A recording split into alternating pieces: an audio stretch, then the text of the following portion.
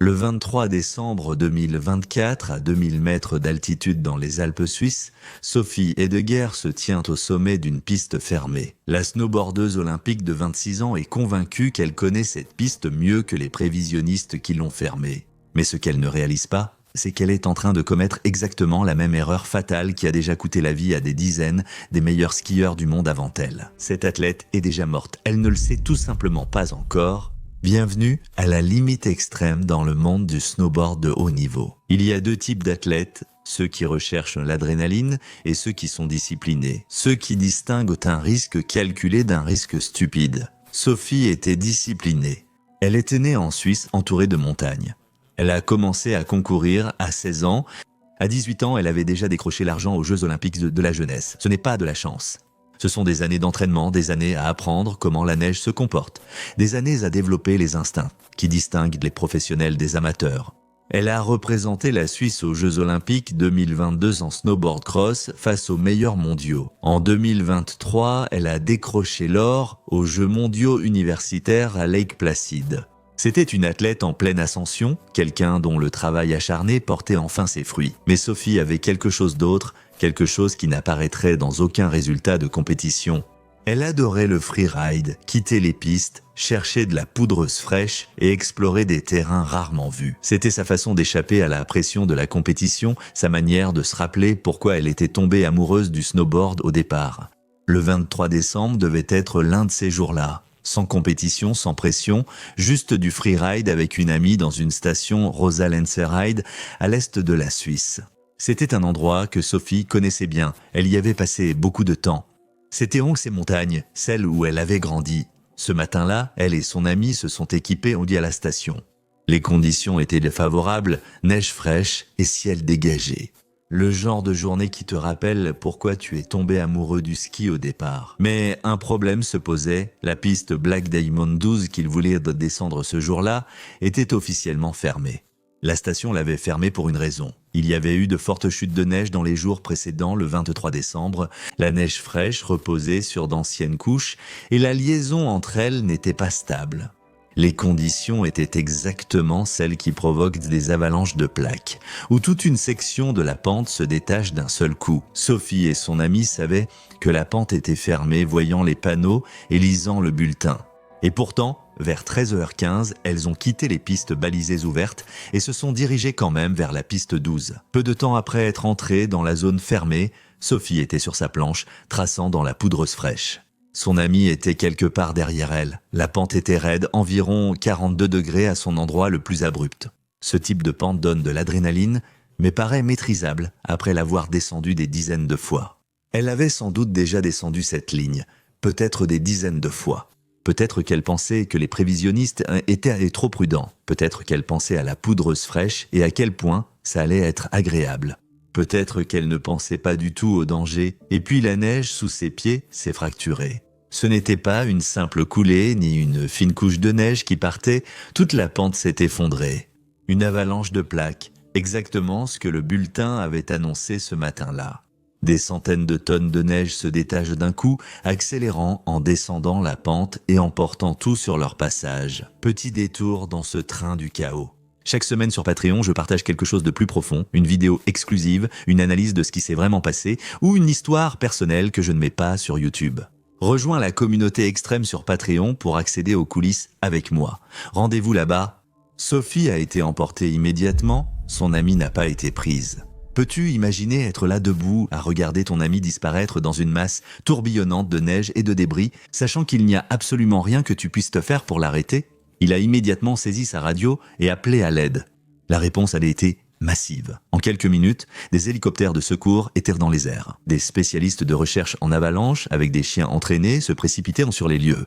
Les employés des chemins de fer d'Arosa et de Lenzerheide ont tout laissé tomber et ont rejoint les recherches, ainsi que la police alpine et les pompiers locaux. Même l'équipe de soutien psychologique Grishen, spécialisée pour ce genre de situation, tout le monde qui pouvait aider se mobilisait, parce que lorsqu'une personne est ensevelie sous une avalanche, chaque seconde compte. Après 15 minutes sous la neige, les chances de survie baissent. Après 35 minutes, elles chutent fortement.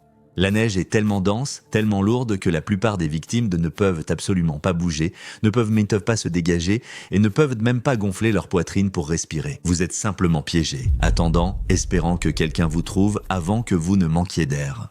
Vers 15h30, environ 2 heures après que Sophie ait franchi la corde, ils l'ont trouvée ensevelie sous la neige. Ils l'ont sortie tout de suite, ont débuté la réanimation, le massage cardiaque, tout ce qu'ils pouvaient, mais cela n'a pas suffi. Sophie Heidegger a été déclarée morte sur place. À 26 ans, 9 jours s'étaient écoulés depuis son anniversaire, 2 jours avant Noël. Une athlète olympique, après 10 ans à maîtriser neige et glace, est décédée sur une pente familière de la montagne. Elle avait grandi en faisant quelque chose qu'elle aimait. Mais voici ce qui devrait vous terrifier. La mort de Sophie n'était pas un accident isolé, mais s'inscrivait dans un schéma inquiétant. Un schéma qui se répète chaque hiver dans les Alpes. Un schéma où des athlètes d'élite continuent de commettre la même erreur fatale. 4 mois avant la mort de Sophie, un champion du monde a pris quasiment la même décision. Son histoire montre à quel point ce schéma est profond. Le 13 avril 2023, dans la région du Grand Paradiso dans les Alpes italiennes, un homme se tient près d'un endroit appelé Col de la Santalena, rayonnant de fierté. Il s'appelait Lorenzo Holzknecht. Lorenzo avait 38 ans, ce n'était pas censé être une journée dangereuse mais joyeuse.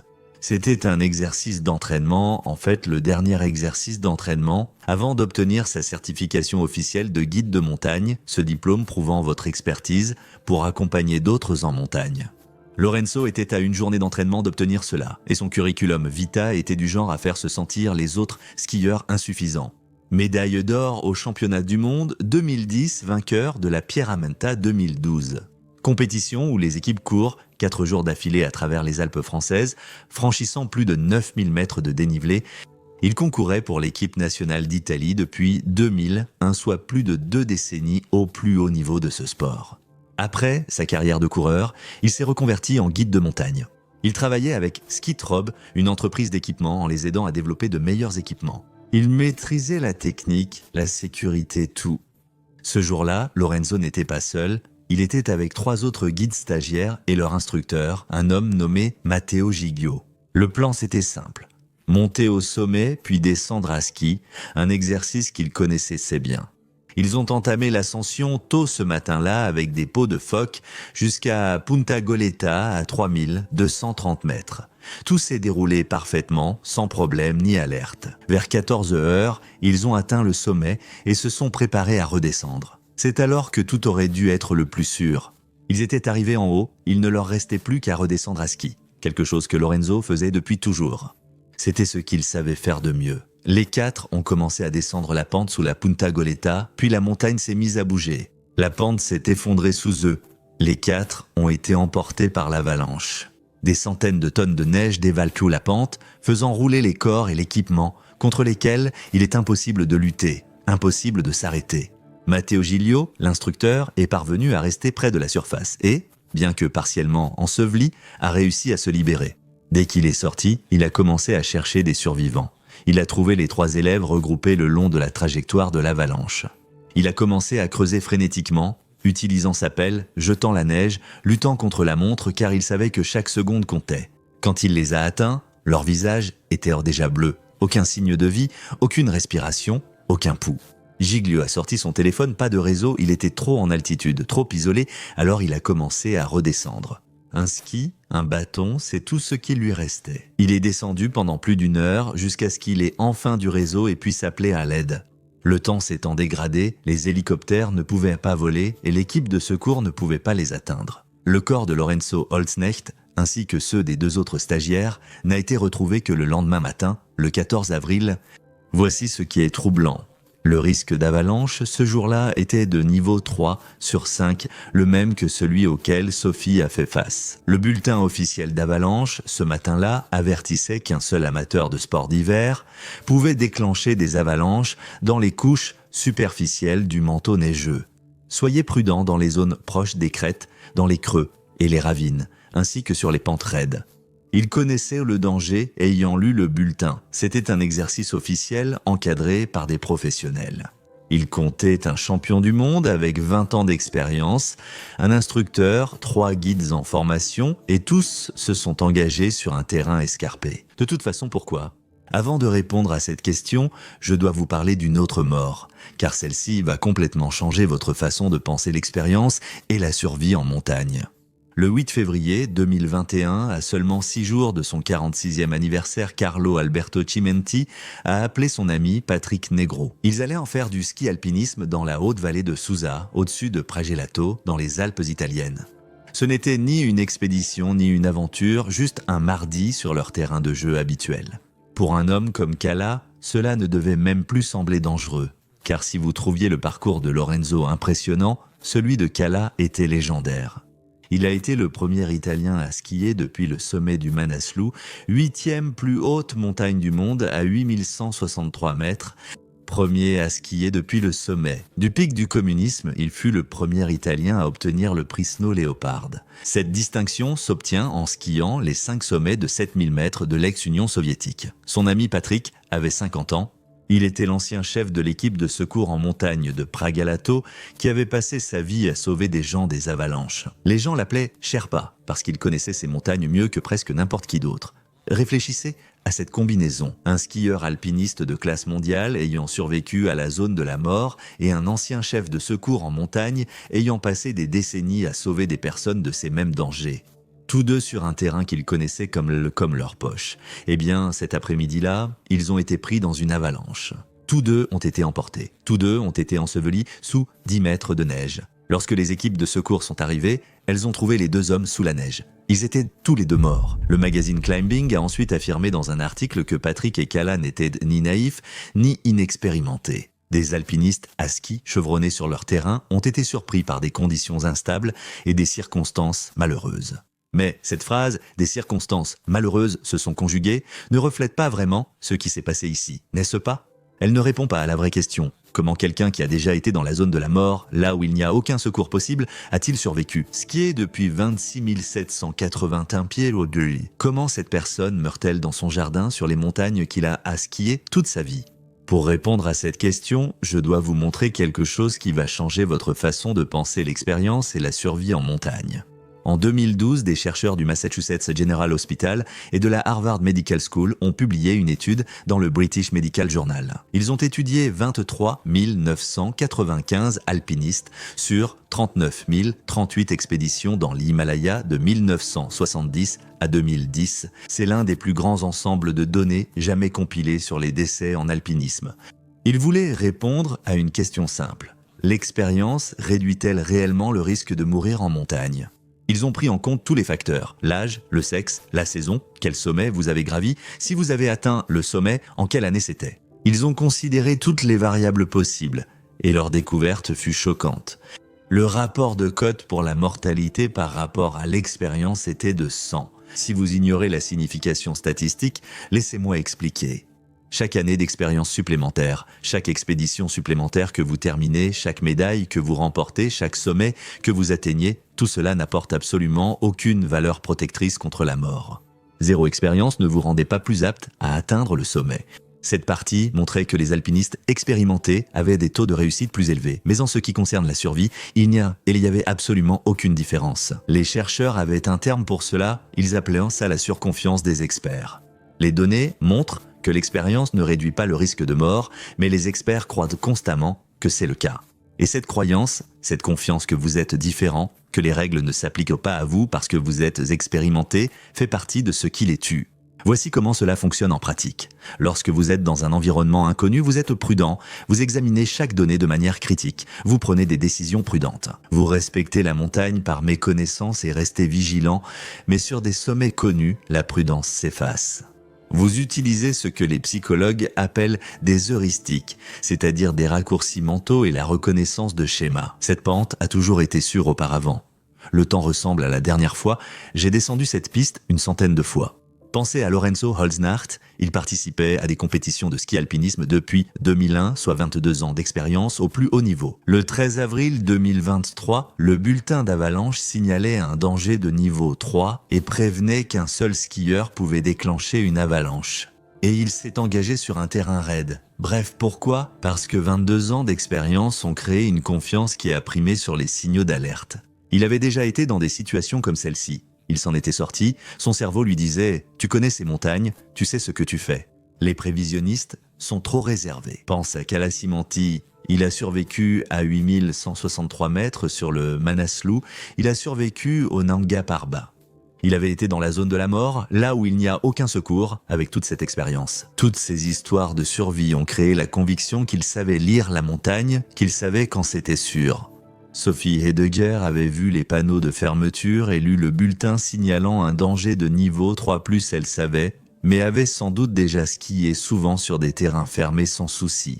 Chaque fois que vous enfreignez une règle sans conséquences graves, cela renforce l'idée que vous pouvez juger par vous-même et que les règles concernent les autres. Pour les moins expérimentés, c'est la malédiction de l'expert. Plus vous devenez compétent, plus vous opérez près de la limite. Et vous restez là juste à cette limite jusqu'au jour où elle s'effondre sous vos pieds. Mais il se passe autre chose ici, quelque chose qui rend tout cela exponentiellement plus dangereux qu'avant. Les Alpes changent. En un siècle, leur température a augmenté de près de 4 degrés Fahrenheit, soit presque le double de la moyenne mondiale. La saison de neige dans les Alpes suisses commence maintenant 12 jours plus tard qu'en 1970. Durant l'hiver 2022-2023, la Suisse a connu des températures hivernales de 70 degrés Fahrenheit. Vous pourriez penser que des températures plus chaudes entraînent moins de neige et donc moins d'avalanches. Exact, faux? Jörg Schweizer, directeur de l'Institut fédéral suisse pour l'étude de la neige et des avalanches, l'a dit franchement, moins de neige ne signifie pas moins d'avalanches. Une atmosphère plus chaude retient plus d'humidité, rendant les tempêtes plus intenses. Nous ne devons tout simplement pas supposer que les choses seront comme avant, car elles ne le sont pas. Les avalanches deviennent plus fréquentes dans les Alpes d'une manière que nous n'avons jamais vue auparavant. Par exemple, la saison hivernale 2023 a connu environ 2300 avalanches, alors que l'hiver précédent n'en avait compté que 293. C'est presque une augmentation de 8 fois en une seule année. Et je ne sais pas comment le dire. C'est encore pire, car nous voyons aujourd'hui des conditions inédites dans l'histoire. Les prévisions météorologiques d'Ali n'ont aucun sens. Nous avons maintenant des schémas météorologiques sans aucune comparaison historique. Chaque hiver devient de plus en plus une page blanche. Les schémas que ces athlètes d'élite ont mis des années à apprendre sont bouleversés par le changement climatique plus vite que personne ne peut suivre. Et voici ce que cela signifie. En pratique, cela veut dire que votre instinct, développé après 20 ans passés en montagne pour savoir quand une pente est sûre, pourrait être complètement erroné. Les conditions jugées sûres en 2004 ne le sont plus en 2024. Les règles ont changé, le jeu est différent, mais votre cerveau utilise toujours l'ancien manuel. C'est pourquoi les meilleurs meurent encore. Il reste cependant une dernière pièce à ce puzzle. Encore une raison pour laquelle les Alpes, en particulier, sont si mortelles. Et cela a à voir avec les montagnes elles-mêmes. D'abord, les Alpes sont compactes. L'ensemble de la chaîne ne fait qu'environ 1200 km de long. En Suisse, par temps clair, on peut se tenir à un endroit et voir presque tous les principaux sommets du pays.